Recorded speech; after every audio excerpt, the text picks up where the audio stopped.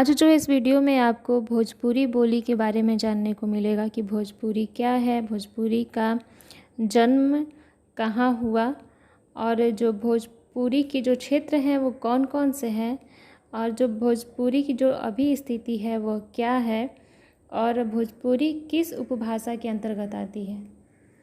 तो भोजपुरी जो है वो एक बोली है, इसको नोट करना होगा। एक भाषा नहीं, एक बोली है भोजपुरी, जो कि बिहारी उपभाषा के अंतर्गत आती है। बिहारी उपभाषा के अंतर्गत 3 बोलियां आती हैं, जिसमें कि भोजपुरी, मैथिली, मगही। और भोजपुरी, मैथिली, मगही को एक साथ रखकर बिहारी नाम किसने दिया है, तो ये जॉर्ज ग्रियर्सन जी ने दिया है। ये भी आपको नोट करना होगा कि भोजपुरी, मैथिली और मगही को एक साथ रखकर बिहारी नाम जॉर्ज ग्रियर्सन जी ने दिया है, जो कि एग्ज़ाम में पूछे जाते हैं। ये जब भोजपुरी बोली की उत्पत्ति मागधी अपभ्रंश से हुई है, इसको भी आपको नोट करना होगा। क्वेश्चन पूछे जाते हैं अक्सर एग्जाम में, ये क्वेश्चन ज़रूर पूछ लिए जाते हैं कि भोजपुरी बोली की उत्पत्ति किस अपभ्रंश से हुई है, तो मागधी अपभ्रंश से भोजपुरी बोली की उत्पत्ति हुई है। यानी कि जो बिहारी उपभाषा है वो मागधी अपभ्रंश के तहत आती है और बिहारी उपभाषा के अंतर्गत भोजपुरी, मैथिली, मगही आती है। तो सवाल बस भोजपुरी को लेके ही नहीं पूछेगा, ये भी पूछ देगा कि मैथिली बोली की उत्पत्ति किस अपभ्रंश से हुई है या फिर मगही बोली की उत्पत्ति किस अपभ्रंश से हुई है। तो आप एक मातृभाषा होने के कारण आपको ये ध्यान देना होगा कि आप जिस क्षेत्र में रहते हैं उसकी मातृभाषा क्या है। कहीं आपकी मातृभाषा भी भोजपुरी तो नहीं, आप बिहार क्षेत्र के अंतर्गत अगर आते हैं और यूपी के क्षेत्र के अंतर्गत भी अगर आते हैं, तो आपको ध्यान देना होगा कि यूपी का कौन सा क्षेत्र भोजपुरी को बोलती है।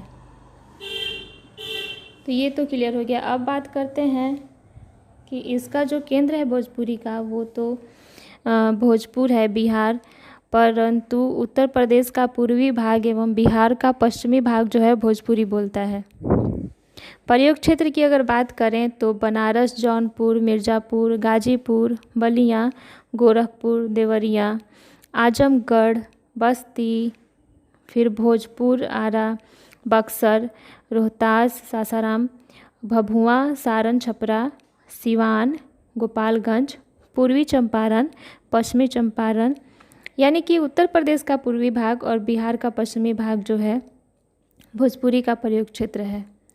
भोजपुरी बोलने वालों की संख्या लगभग 3.5 करोड़ है और बोलने वालों की संख्या की दृष्टि से हिंदी प्रदेश की बोलियों में सबसे अधिक बोली जाने वाली ये बोली है। इस बोली का जो प्रसार है भारत के बाहर Suriname, Fiji, Mauritius, Guyana, Trinidad में है। इस दृष्टि से भोजपुरी जो है हमारी अंतर्राष्ट्रीय महत्व की बोली है। अगर साहित्य में स्थान देखा जाए तो भोजपुरी में लिखित साहित्य बहुत कम है, क्योंकि जो भोजपुरी जो साहित्यकार हैं वो जब मध्यकाल हुआ तो उस समय वो जो मध्यकाल में जो भाषा थी, जैसे कि ब्रज भाषा और अवधी थी भाषा मध्यकाल में, तो वो भोजपुरी साहित्यकार होते हुए भी ब्रज भाषा और अवधी में अपनी रचनाएं लिखते थे। आधुनिक काल में हिंदी में लेखन करते रहे हैं और लेकिन अब धीरे धीरे स्थिति बदल रही है। अगर भोजपुरी के रचनाकार की बात की जाए तो भोजपुरी साहित्य को जो ऊंचाई दिया गया या फिर जिन्होंने इस भोजपुरी साहित्य को ऊंचाई देने का काम किया, वो संत कवियों के बाद जिन लोगों ने किया उनमें महेंद्र मिसिर और भिखारी ठाकुर का योगदान ऐतिहासिक है। महेंद्र मिसिर को जानना आपको बहुत ज़रूरी है, जो कि 1886 और 1946 इनका जो जीवन काल है। और महेंद्र मंगल, महेंद्र मयंक, महेंद्र दिवाकर, महेंद्र मंजरी, कजरी संग्रह, मेघनाथ वध, अपूर्व रामायण आदि इन्होंने जो है भोजपुरी में लिखी है इनकी ये रचनाएं। और महेंद्र मिसिर को, जैसे कि महेंद्र मिश्र जी को पूर्वी गीत का जनक माना जाता है।